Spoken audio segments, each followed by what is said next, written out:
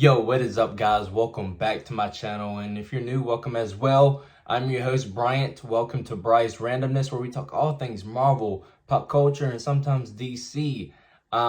Today I'm coming to you guys with a Black Panther Wakanda Forever, spoiler free in the first half, and full spoilers in the second half. So I'll tell you when I get into spoilers.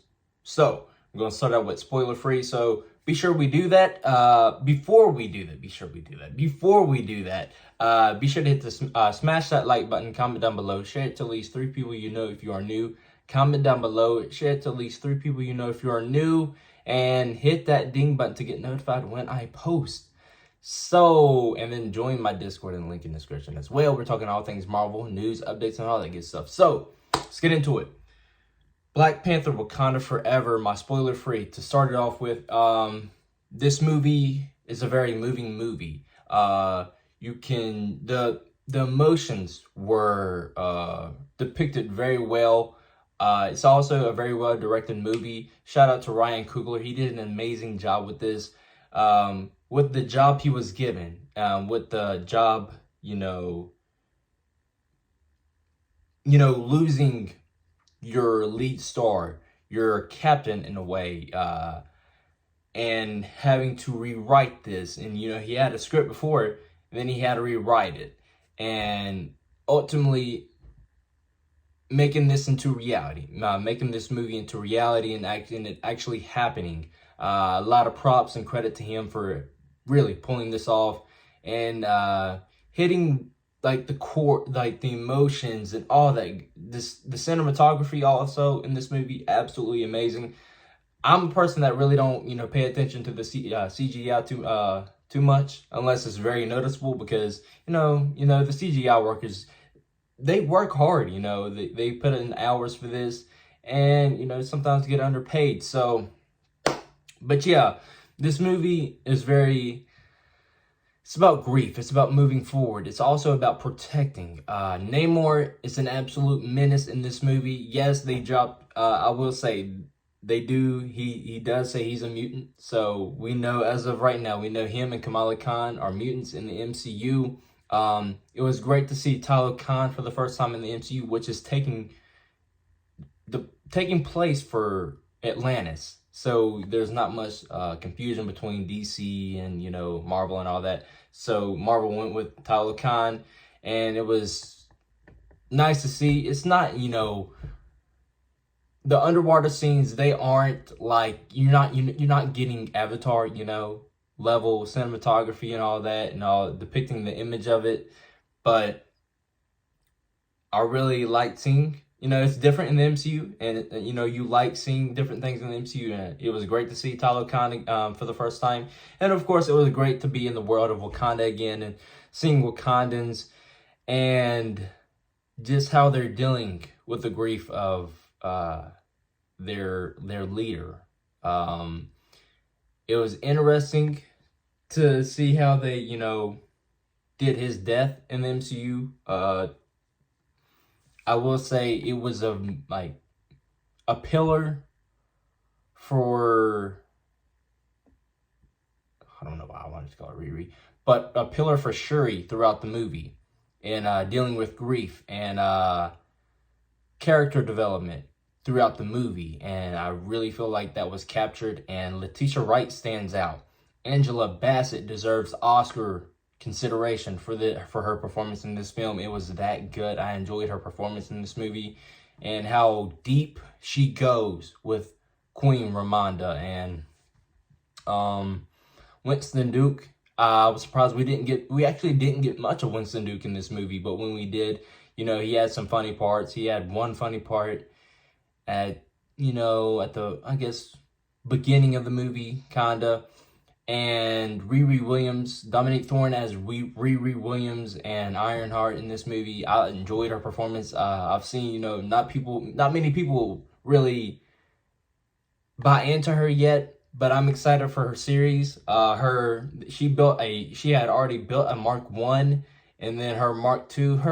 Mark 2 was kind of, I don't know if I was on board with that, the way her Mark 2 suit looked, but I can't wait to, be on a journey with her in her series next year. Lupita Nyong'o was amazing as Nakia in this movie again. I think everybody brought their best performance in this movie and brought their A game. Who am I missing? Again, Tenoch Huerta is amazing as Namor. He's a menace. He doesn't play around. You fear him in this movie. You see how, how much of devastation, I guess is the best word, how much, impact he can have. And the way his motives are kinda, I'm not gonna say full on similar, but kinda similar to Killmonger's. And there's a cameo in this movie that, oh man, is probably my favorite part of the movie, besides the Black Panther reveal. That and the Black Panther reveal, so fire. No pun intended. If you know, you know. But it was so, it's what this person needed, if that makes sense. That's all I'll say about the cameo. I will say at the beginning of the movie, there's like, a moment of silence, and it's like you can hear wind and all that, and that it's like that at the end of the movie, and it's like it's very well needed there. If you saw the Chadwick Boseman, like the Marvel Studios, it's not the heroes, but it's instead all Chadwick Boseman. I think they did that before, and they had it before this movie started. And it was, it was like, they usually play like a little music, but instead it was, like a moment of silence before we got into the movie. And I had an inkling of this person being in this movie, but I did not think they would be in this movie that much. And I was like, wow. And it's like, this movie, in a way, it is setting up a lot. So pay attention. This movie is setting up a lot. I'm not going to say for what. When you see it, you'll know. But it's setting up a lot, behind the scenes. And the war between Wakanda and Talokan was started in a way I don't think you would have imagined going in. But when it happens, it's like, oh, okay, I got you. And really, all I gotta say is I enjoyed this movie. I'm gonna wrap the spoiler-free part of this up. I enjoyed this movie. Had a fun time with it. Had a blast. It's not a perfect movie by any means, but I enjoyed my time with it. I thought it was a bit too long, but I enjoyed my time with it. I give it a 3.5 out of 5 rating, and I really did enjoy it. I almost gave it a 4 out of 5, but a 3.5 out of 5. It's pretty much in the middle. I enjoyed my time with it. Not a bad movie at all. Ryan Coogler, again, did an amazing job with this movie. And I enjoyed the cinematography, the tone. The tone of when the Black Panther is revealed, man, is insane. But with all that being said, I'm going to get into spoilers in 3, 2, 1. Spoilers. So I'm going to be all over the place with spoilers, right? But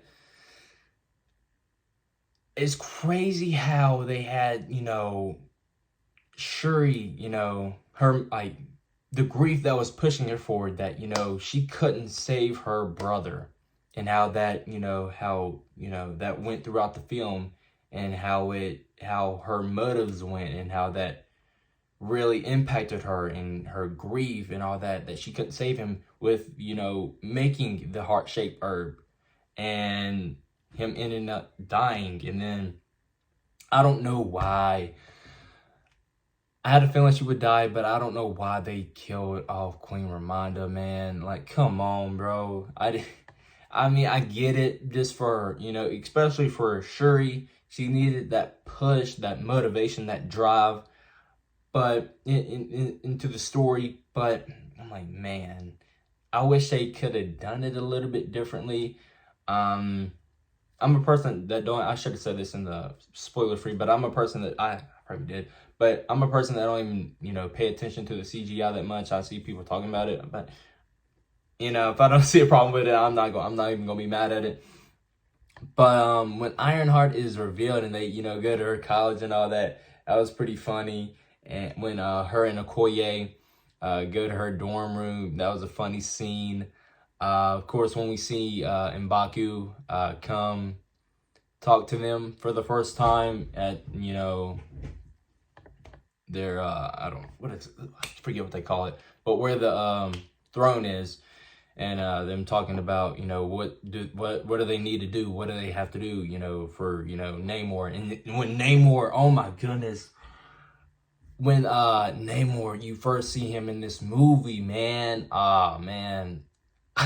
I did, the girl that voiced Black Widow, Lake Bell, I thought she would actually survive, but then, threw that helicopter into the ocean, so she probably didn't survive through that. But he was a menace throughout this movie, absolute menace. When him and Shuri are down in Talokan, Riri Williams is there as well, and he's showing her, pretty much the city of Talokan, and Shuri seeing how beautiful it is, and them talking about leadership and all of that, and ultimately he ends up killing Queen Ramonda with that water bomb. And I gotta talk about it. But we know Shuri ends up making the heart-shaped herb, ends up going to the ancestral plane.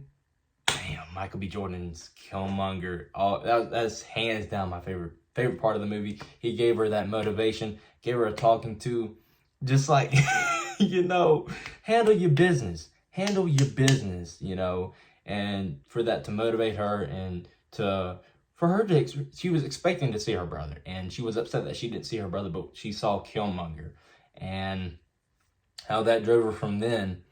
And battle scenes, man, I feel like they could have been better, but Winston Duke, man, I like when Namor punches M'Baku, man, that was funny. He's like and all of that. But the battle between Black Panther, Shuri, and Namor, that was an okay fight scene. Him having to, dealing with the heat and trying to get back in the water, and she could have killed him, but she didn't. She ultimately decided not to. Her having flashbacks to this time they spent together in Talokan, and knowing he's protecting them ultimately, and his motives to pretty much partner with Wakanda and go after the surface world, and they didn't want to do that, and his I guess motives being skewed, I guess I would say, if that's a good word. And what else do I want to talk about? Valentina, oh man, it's definitely setting up Thunderbolts and Captain America, New World Order. The times that she was in this movie, I didn't think she would be in there that much. And her being around Ross, and them talking about attacking Wakanda, or if they should or should not go after Wakanda, and her wanting vibranium, and that this is culminating to something. And if you're in the know, in the post-credit, they took out a post-credit that was dealing with Doom, him pulling the strings, him wanting vibranium, but he's ultimately on his way. I'm not mad at it. I think they didn't want to take the shine away from Chadwick Boseman and the feelings and the feelings of the movie, I guess I would say. But I'm gonna quickly try to wrap up this spoiler-free review. For the people that want to recast T'Challa, I mean, come on now. They gave him T'Challa ended up having a son.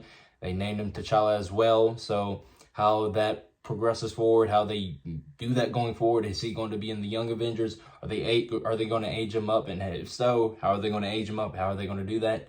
And what is Shuri going to do moving forward? Is she going to be Black Panther moving forward as well? We know M'Baku is going to be, I guess, the leader of Wakanda now. I guess that's what it was. And yeah, the ending, touching her going and seeing Nakia. And Nakia and M'Baku wasn't in it that much. I mean, Nakia ended up being in it later on more. And her I guess, having a school in Haiti and all that, and her coming back to Wakanda to find Shuri and all of them, and Queen Ramonda knowing that T'Challa had a kid, and it was his name. They named him T'Challa as well, and how that goes forward, we'll see. But again, I give it a 3.5 out of 5. I enjoyed my time with this movie. You guys, let me know your thoughts. What do you rate it? Did you enjoy it? Did you cry? I shed some tears for sure. But yeah, you guys, let me know your thoughts down below. Before you get out of here, smash that like button, comment down below, hit that ding button to get notified when I post. Join my Discord and link in description. So I hope you guys enjoyed this review. Till next time, see you guys in the next video. Love and peace. Yeah.